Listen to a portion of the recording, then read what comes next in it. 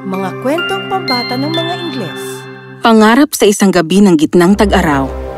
Noong unang panahon, noong madalas pang naliligaw ang mga tao sa kakahuyan, maraming mga istorya ang naikwento sa atin. Naghahanda si Duke Richard ng Athens para sa kanyang kasal sa reyna ng Amazon na si Barbara. Ito ay 4 na araw na puno ng pagdiriwang at kasiyahan. Naudlot ito nang biglang dumating ang tagapaglingkod na si David. Kailangan ko ang gabay at tulong mo. Huwag ngayon, David. Medyo abala pa ako rito. Sa susunod na taon na lang. Sa susunod na taon? Pero may problema ako. Ang anak ko rito, si Donna, ay umiibig sa lalaking ito, si Anthony. Ngunit nais ko siyang maikasal dito kay Christopher.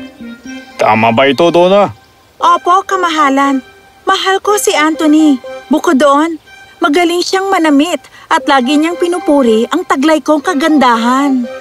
Napakaganda ng kulay ng iyong mga kuko.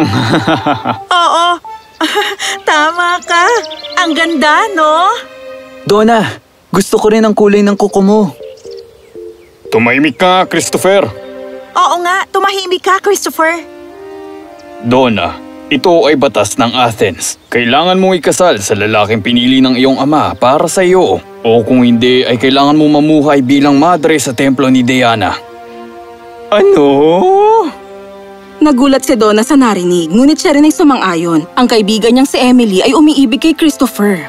Oh, Christopher! Ibig sabihin ikaw at ako ay hindi... Hindi! Pakiusap! Ang masayang si David ay umalis kasama ang kanyang anak. Hindi niya alam na sa gabing yun ay may balak si Donna at Anthony na magtanan. Sinabi ni Donna kay Emily ang lihim bago siya umalis ng Athens ng gabing yon kasama si Anthony. Hindi ako makapaniwalang magtatanan tayo. Teka, gusto mong makipag-unahan? Ano? Papuntang kakahuyan. Ready? Get set? Go! Sandali! Anthony! Sa Athens, walang tigil na sinubukang hikayatin ni Emily si Christopher. Hindi ka na makakahanap pa ng katulad ko. Iyon na nga ang eksaktong punto ko. Ano ka ba naman, Christopher? Wala na si Donna. Anong ibig mong sabihin? Sinabi ni Emily kay Christopher ang lahat at galit na galit ito. Determinado, umalis siya kaagad upang hanapin si Donna upang pabalikin ito. Hindi! Sandali! Hindi ko hahayaang umalis ka! Sumunod si Emily kay Christopher sa pag-asang susuko rin ito sa paghahanap kay Donna at sa huli ay siya ang pipiliin nito. Ngayon sa kakahuyan, lingid sa alam ng marami, may nakatirang isang grupo ng mga diwata na naiiba sa lahat. Si Oberon, ang hari ng mga diwata, ay nagkaroon ng pagtatalo sa kanyang reyna na si Tina. Nakakuha siya ng mahiwagang bata mula sa isa sa kanyang tagapaglingkod at ngayon ayaw niyang ibigay ang bata kay Oberon upang gawing tagapagsilbi. Nakikiusap ako sa uling pagkakataon, babae. Ibigay mo sa akin ang mahiwagang batang lalaki. Kausapin mo ang kamay ko. Tuturuan kita ng leksyon, aking asawa. Nagplano si Haring Oberon ng paraan upang makaganti kay Tina sa pagsuway nito sa kanya. At kaya, ipinatawag niya ang kanyang paboritong tagapaglingkod na si Puck. Haring Oberon, ikaw ang pinakadakilang hari kailanman. Ang inyong tapang at lakas. Tama na yan, Puck.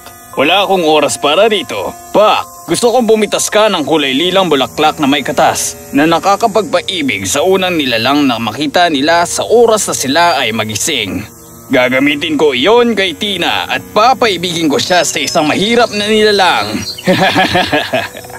Mukhang masamang plano yan. Hindi naman ako... sige po, mahal na hari.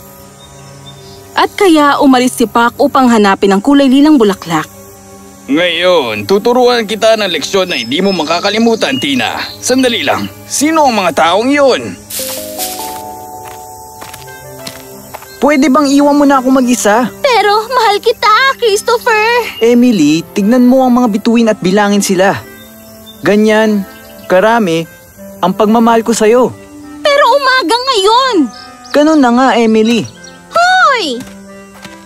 Sa pagsunod ni Emily kay Christopher sa kakahuyan, nagkaroon ng ideya si Haring Oberon.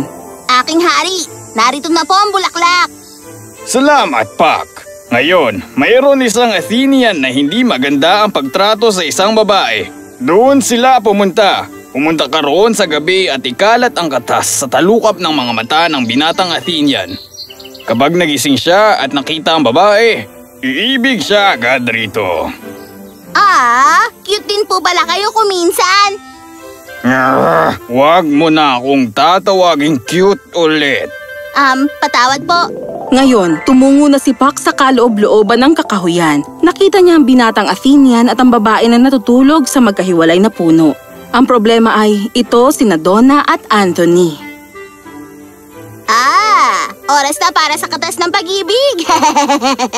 At kaya, ginamit na ni Puck kay Anthony ang gayuma. At tila ba nagbibiro ang sitwasyon sa kanila nang habang naglalakad si Emily ay nakita niya si Anthony na natutulog.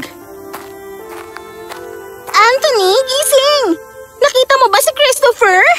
Tumakbo siya papalayo sa akin. Agad na nagising si Anthony. Una niyang nakita si Emily at agad na nahulog ang kanyang loob rito. Oh, kalimutan mo na si Christopher. Mahal kita, Emily. Ano? Ano? Ano ang nagbago pagkatapos nating matulog? Oh, manahimik ka, babae. Ang pag-ibig ko kay Emily ay tunay. Napakaganda niya talaga. Huwag mo nga akong pinagloloko. Emily, sandali! Anthony! Nakita ko ang lahat. Haring Oberon, ikaw ang pinakadakilang hari kailanman. Ang tapang at ang lakas mo. Itigil mo na yan at ayusin mo ang sitwasyon. Sige po. Habang palalim ng palalim ang gabi, sinubukan ni Puck na ayusin ang kanyang pagkakamali. Yun ang Athenian na nalagyan ko ng gayuma, hindi ba? Ayan, ito na. Tapos na at maayos na ang lahat. Ngayon, kailangan na lang maghintay na magpakita ang babae. Tigilan mo na ang pagsunod sa akin! Umalis ka na!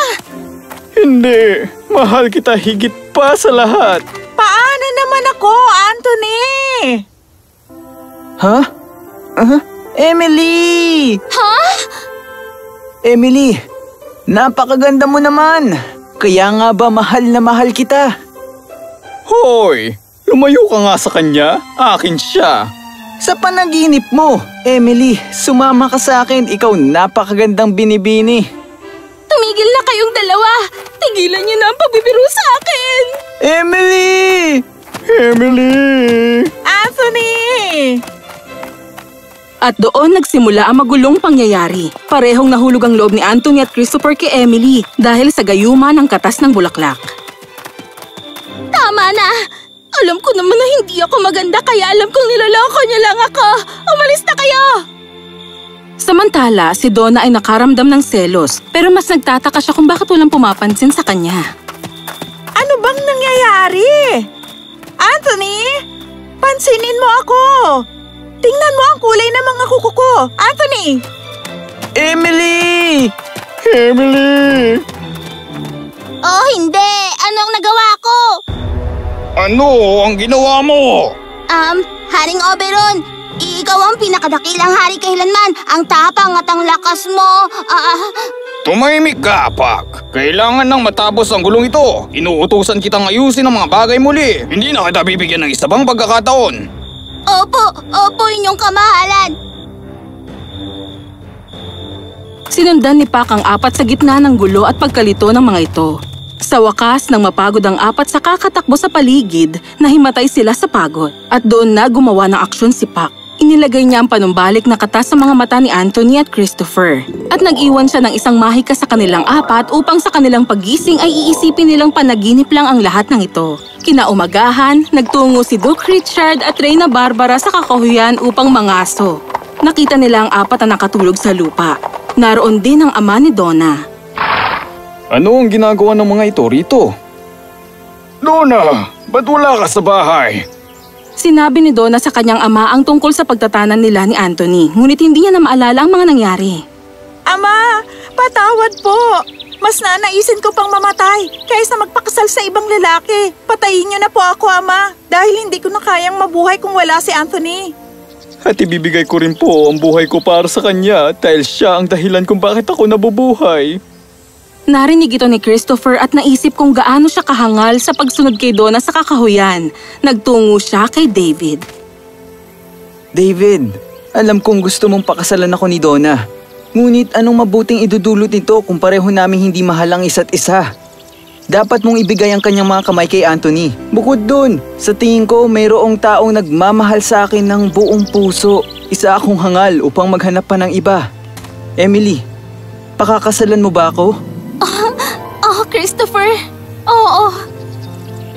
Hay, sino ba naman tayo para umadlang sa tunay na pag-ibig? Ano masasabi mo, David? Tama ka. At kaya, nung araw ding iyon, ikinasal si Emily kay Christopher at si Donna naman kay Anthony. Lahat ay masaya. Pero sandali, gusto niyo bang malaman kung anong nangyari sa hari? Haring Oberon, ikaw ang pinakadakilang hari kailanman. Diretsuhin mo na, Pak. Naayos ko na po ang sitwasyon. Lahat po ay maayos na. Mas mabuti pa nga. Alam ko, ako ang hari ng mga diwata, hindi ba? Siyempre po, narito na po ang mga bulaklak. Itapon mo na yan. Hindi ko na kailangan. Nakita ko ang gulo na maaaring mangyari. Ang aking kayabangan ang nag-udyok sa aking maghiganti sa sarili kong asawa. Ang pagiging arogante ay para lamang sa mahihina at si Haring Oberon ay hindi ganon. Tama po kayo. Sa totoo po, kayo ang pinakadakilang hari kailanman. Nagtungo si Haring Oberon sa kanyang asawa at humingi ng tawad. Ikaw, hindi mo na ba gusto ang mahiwagang bata ngayon? Hindi na aking mahal. At sa palagay ko, hindi mo rin siya dapat kunin. Dapat natin siyang ibalik sa kanyang tunay na ina. Ay nako, talagang nagbago na ang asawa ko. Ang mahiwagang batang lalaki ay kasama ng kanyang ina. Hindi ko siya dinala rito. Binibiro lang kita. Nais kong makita kung hanggang saan ka aabutin ng pagiging arogante mo. Ano? Niloko mo ako? Tinuruan lang kita ng leksyon. Masaya ako, mahal ko. At sa huli, pag-ibig ang lumutas sa lahat ng mga pangyayari. Lahat ay masaya, katulad ng sinabi dati ni Shakespeare, lahat ng maayos ay nagtatapos ng maayos.